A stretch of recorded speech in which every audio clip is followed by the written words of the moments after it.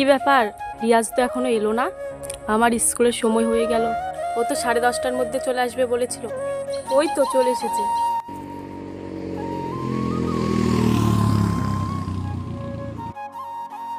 কি ব্যাপার, তোমার আসতে এত দেরি? আর বলো না জান, আমার বাইকের চাকাটা পাংচার হয়ে গেছিল, তাই আসতে একটু দেরি হলো। কি বলবে বলছিলে, তাড়াতাড়ি বলো। দেখো, তাড়াতাড়ি শয়তানের কাজ, মানুষের নয়। আচ্ছা ঠিক আছে বাবা, তুমি আরাম করেই বলো। শোনো অপর্ণা, গত রাতে দিল্লি থেকে আমার বন্ধু আমাকে ফোন করেছিল। দিল্লিতে আমি যে জবের জন্য অ্যাপ্লাই করেছিলাম সেই জবটা কনফার্ম হয়ে গেছে। তাই আগামীকাল আমি দিল্লি চলে যাচ্ছি। সেই কথাটা জানাবার জন্যই তোমাকে দেখা করতে বলেছিলাম। কি বললে তুমি? কাল তুমি দিল্লি চলে যাচ্ছ? হ্যাঁ অপর্ণা, কাল আমি দিল্লি চলে যাচ্ছি।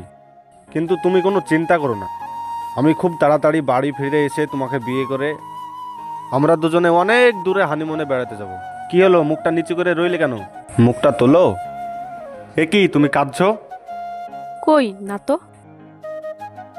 তুমি ফিরে এসে আমাকে বিয়ে করবে বললে তো। এটা আমার আনন্দের কান্না, সুখের কান্না। ঠিক আছে, তুমি এখন এসো, কাল যাওয়ার সময় আবার দেখা করে যেও। ঠিক আছে, আমি আসি তাহলে। ঠিক আছে, এসো।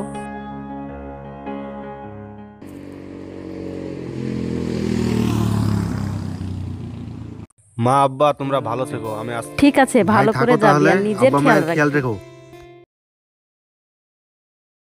রেখো। ঠিক আছে, তুই ভালোভাবে থাকবি।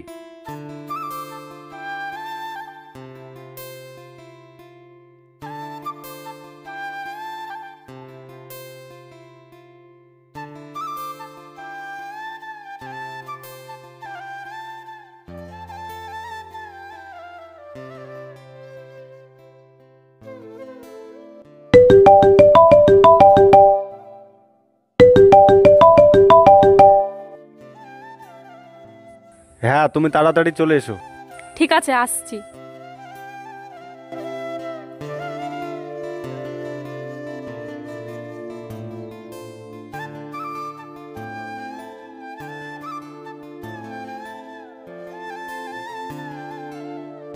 কিরে অপর্ণা, এত সকালবেলায় ব্যাগ নিয়ে কোথায় যাচ্ছিস?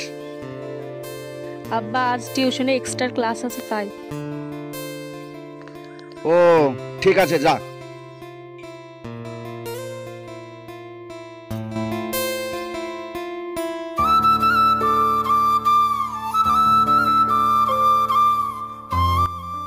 অপর্ণা আসছে না কেন?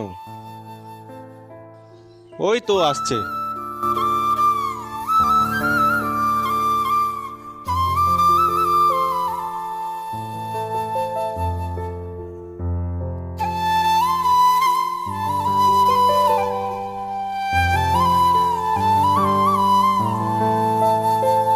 তুমি এসে গেছো?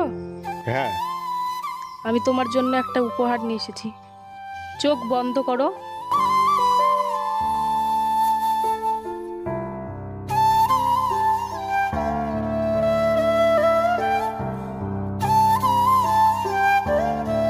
হ্যাঁ, এইবার চোখ খোলো।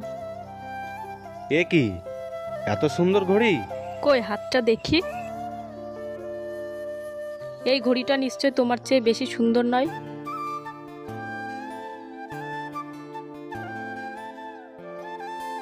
এই ঘড়িটা তোমার হাতে থাকলে সব সময় তোমাকে আমার কথা মনে করিয়ে দেবে, আর তখনই তুমি আমাকে ফোন করবে, কি তাই তো? হ্যাঁ অপর্ণা, তোমার কথা আমার সব সময় মনে পড়বে।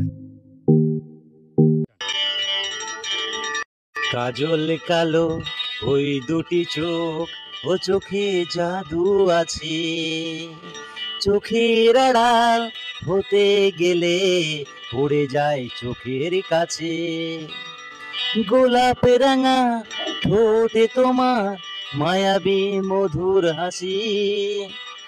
একটু হেসে পরাতে পারো হাজারো গলায় ফাঁসি। আমি জ্ঞান হারাবো, মরে যাব, বাঁচাতে পারবে না কো। ঠিক আছে, আমি আসি তাহলে। এসো।